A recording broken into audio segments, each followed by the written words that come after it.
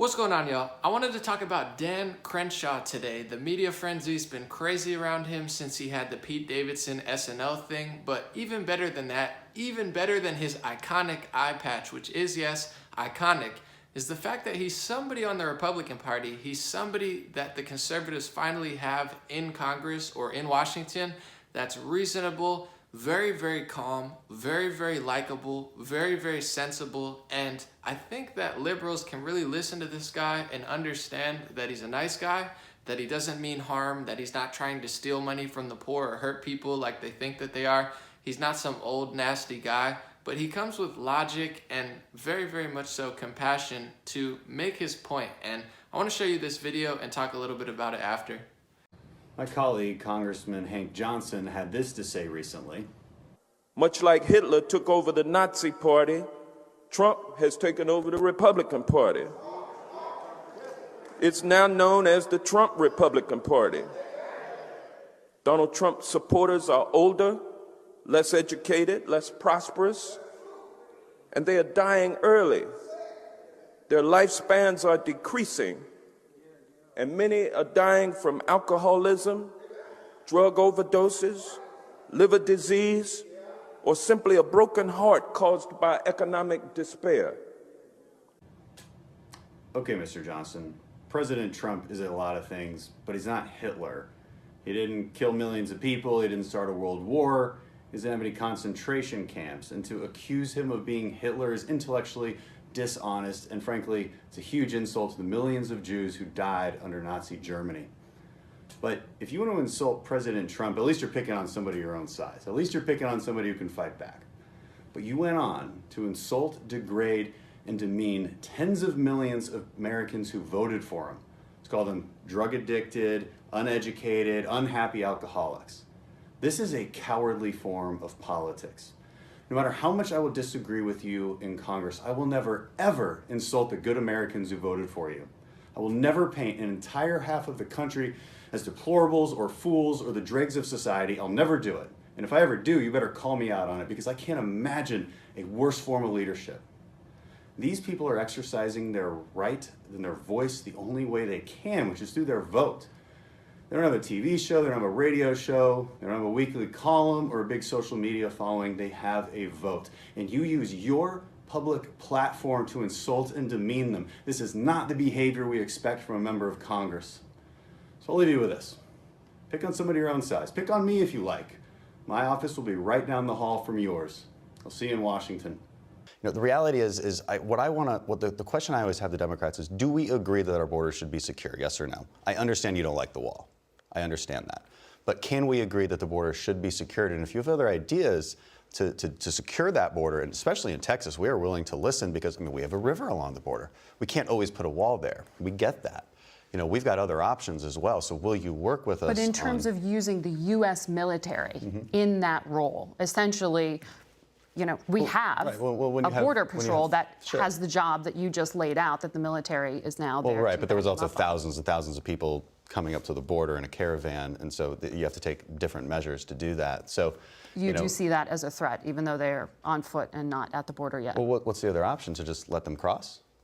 Because we don't have enough law enforcement officials to deal with that, possibly. So, you know, again, we're not putting combat troops on the border. That's not what's happening. We are dealing with this in a very humane way, and as I think we should, and we can all agree on that for sure. None of us really like seeing families separated. I've said that all along.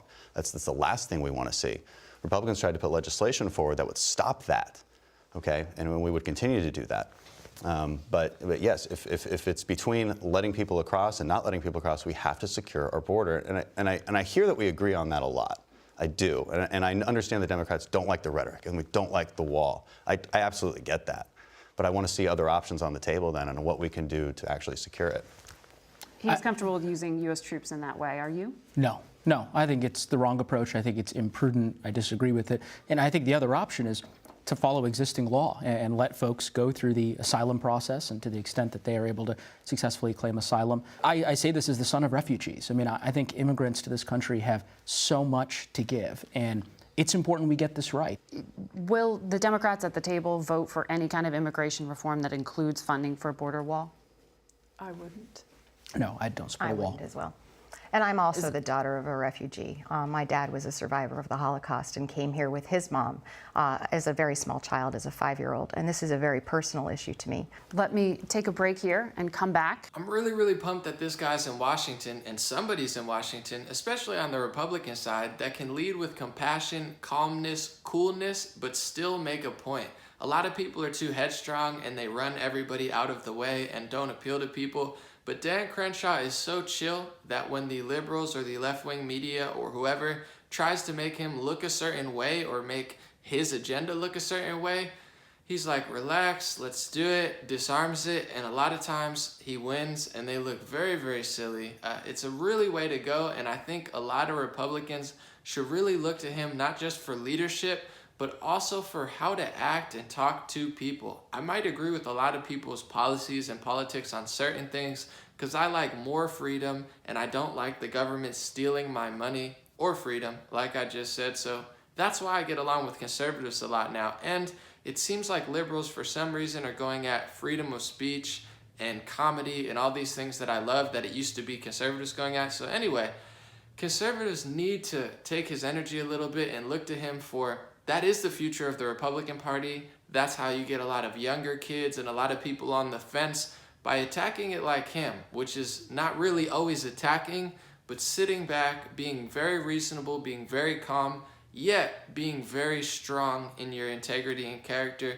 Dan Crenshaw, you're the new rock star on the right, especially in the Republican Party and in Washington. I love Rand Paul. Donald Trump's doing a great job. I mean, Ted Cruz and Lindsey Graham have stepped up at times, and I'm sure there's many others I'm missing on both sides that have done a better job than a lot of other politicians. But Dan Crenshaw, with the iconic eye patch, with the fact that he's probably one of the best television speakers I've seen, very excited to have him on board as far as America, and look to him and really see why he's being so effective and consider it, because Republicans for a long time have lost the culture war. They don't reach out to millennials or younger kids or even Gen Z or Gen X, whatever it's called. Everyone's like, oh, we got them on lock. It's like, not really. There's millions of kids who don't relate with you, and I know why they don't relate with you. I don't relate with people half the time. It's like, I agree with you on that, but that strategy is kind of off-putting. It's like, I'm not trying to party with you.